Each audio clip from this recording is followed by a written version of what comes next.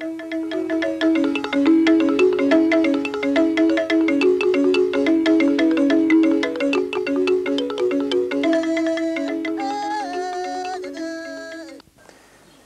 this talk, I want to look at the economics, sociology and demography of marriage. The transfer of wealth at marriage is of ultimate importance in most societies. Among the Trobriands, for example, we're told by Malinowski, instead of having to buy his wife, the man receives a dowry, often relatively as tempting as that of a modern European or American heiress. This fact makes marriage among the Trobrianders a pivot of the constitution of tribal power and in the whole economic system, a pivot indeed in almost every institution. Among the Nua, the payment or receipt of bride wealth changes a man's fortune in a very material way. Anthropologists have distinguished two major forms of marriage transfer and have looked at the functions of such transfers.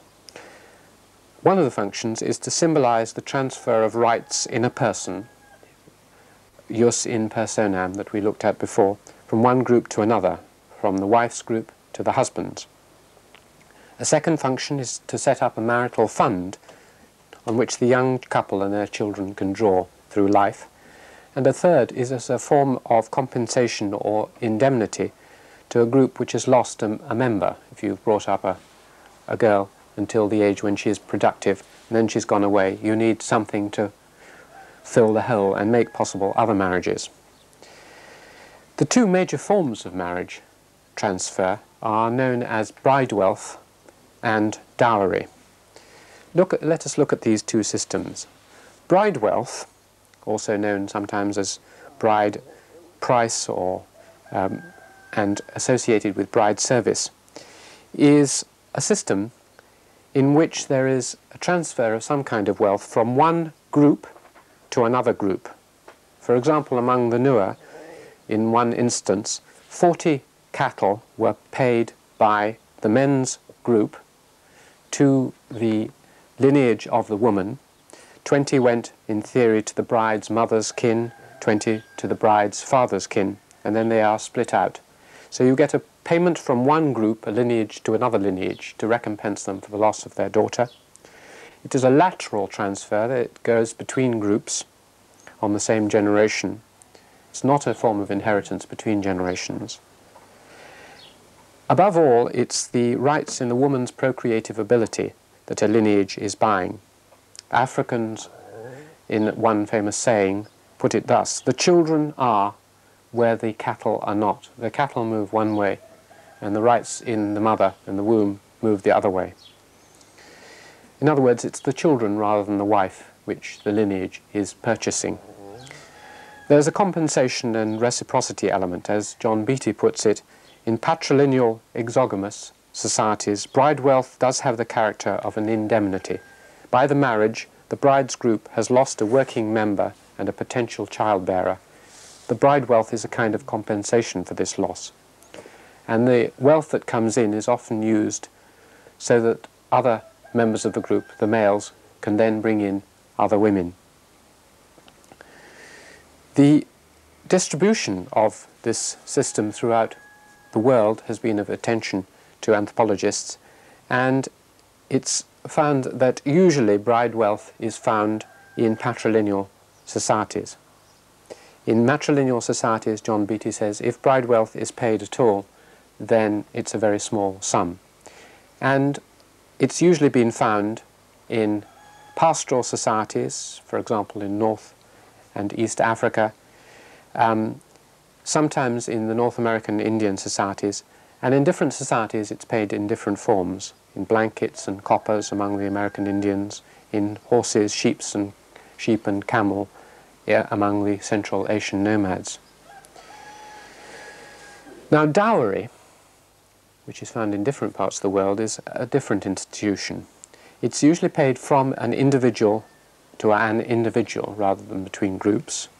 From the father, for example, in a Greek example described by Friedel, the father has the ultimate responsibility to collect the dowry and to pass it on from the father to the daughter and her husband. It's paid down to the bride. If there's a divorce, the wife is entitled to the return of the dower. It's a vertical transmission, therefore, between generations rather than a lateral transmission.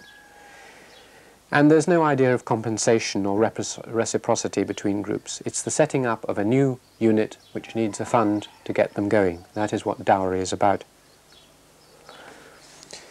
The system tends to be found in large-scale peasant societies, whereas Bridewealth tends to be in pastoral, nomadic and African societies. Dowry tends to be in settled agricultural peasant societies. For example, it was common in the Mediterranean regions and in many parts of India.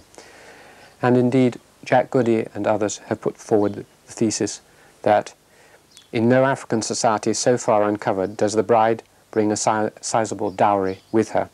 Almost always the groom pays a bride price, whereas in Europe you have dowry systems.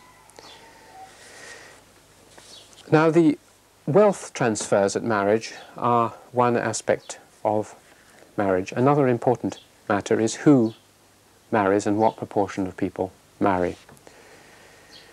Looking at the proportion, our society for some time has had a selective marriage system. That is to say, some people have married and some people haven't. Most human societies, though, have universal marriage. There are, Malinowski tells us about the Trobriands, in fact no unmarried men of mature age except idiots, incurable invalids, old widowers and albinos.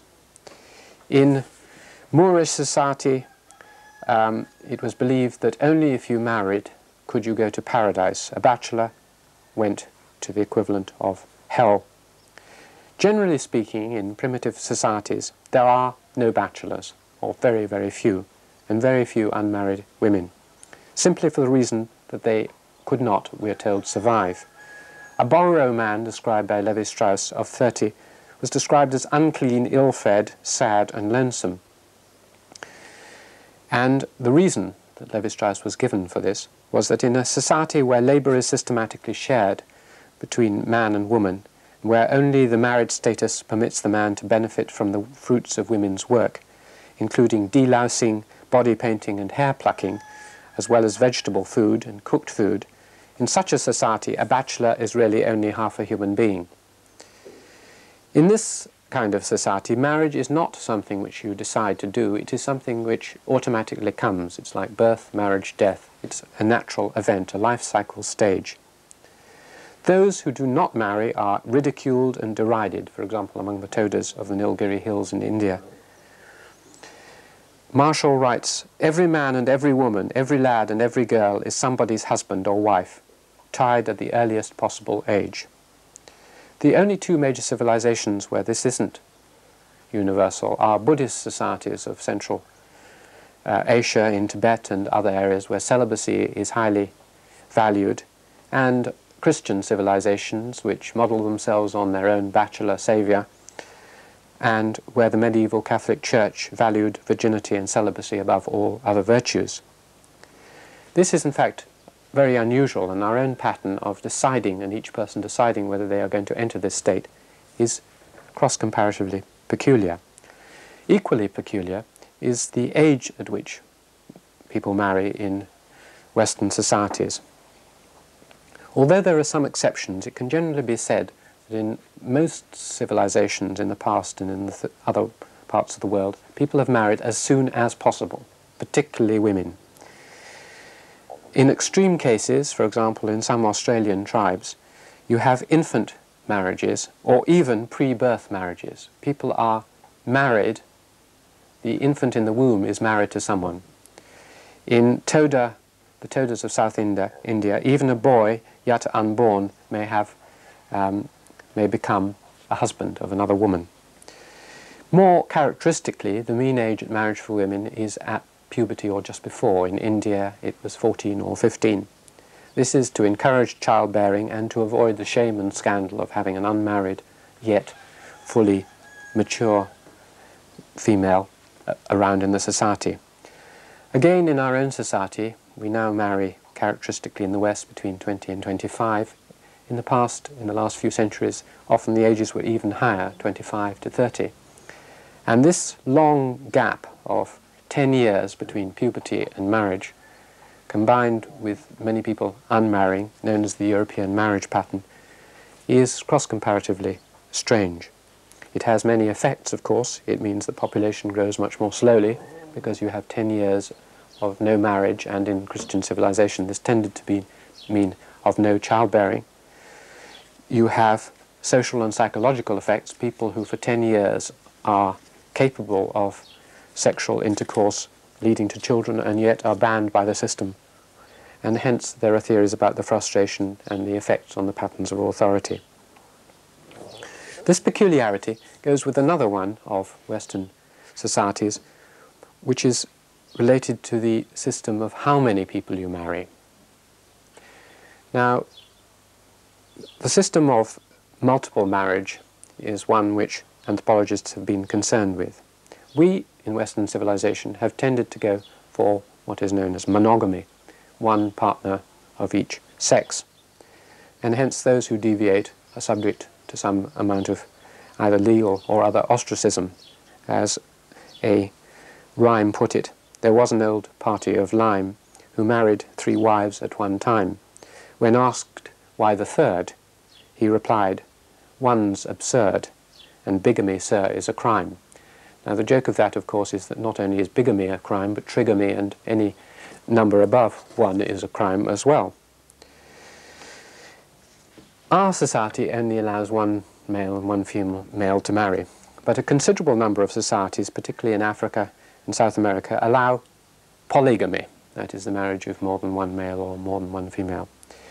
When you have several females married to 1 male, you call it polygyny, and if you have several males married to 1 female, then you have polyandry.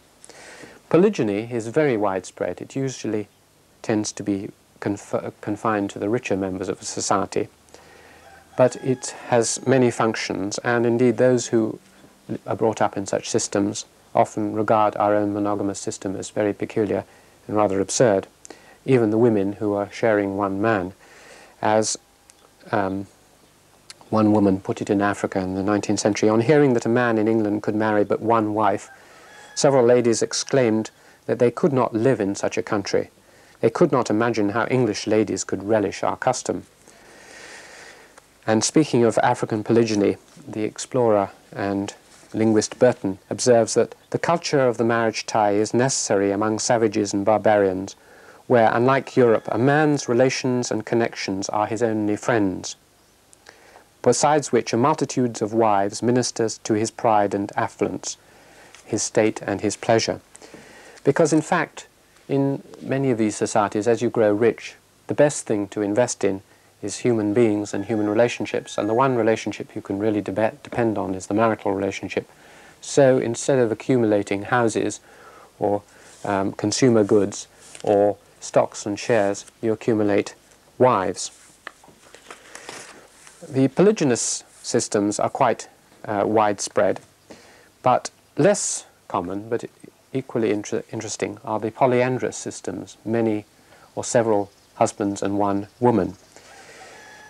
Such systems are found particularly in the Tibetan and northern parts of India, and also in Sri Lanka and Ceylon in South America.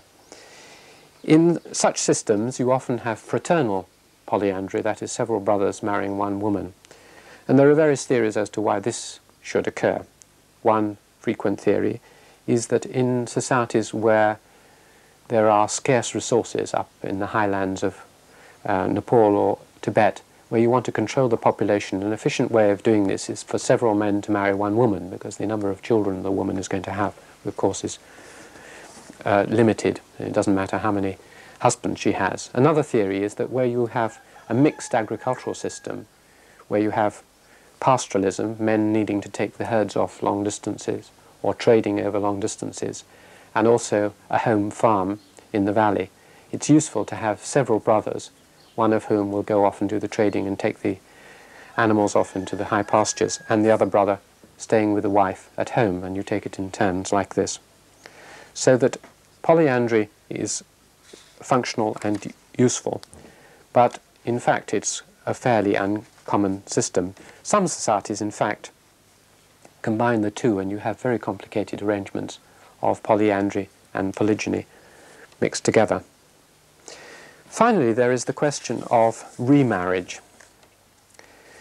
Our society, the Catholics have not been very keen on remarriage, but on the whole, historically, there has been frequent remarriage in our society. And when a partner dies, anyway, you can remarry. In some societies, remarriage is absolutely forbidden. The extreme case is in some of the Indian societies, where a widow is so much forbidden from remarrying that in fact she has to be destroyed. Through the institution of suti, she jumps on or is placed on her husband's funeral pyre and is destroyed by fire with his death. Or you can go into permanent mourning, as Queen Victoria of course did. But in the West, traditionally, we have had remarriage and successive marriage. Many societies, in fact, forbid remarriage because it complicates things. Alternatively, they may take the other extreme solution, which is to very quickly marry the widow off to a relative. And here you have the institutions of levirate, as they're known, or sororate. In such a system, typically, a man who's married a girl, the girl dies, he's paid the bride wealth to her family, he's made that investment, the girl dies, and he adopts in another wife who is the girl's sister or another member of that group. So you get just an exchange there.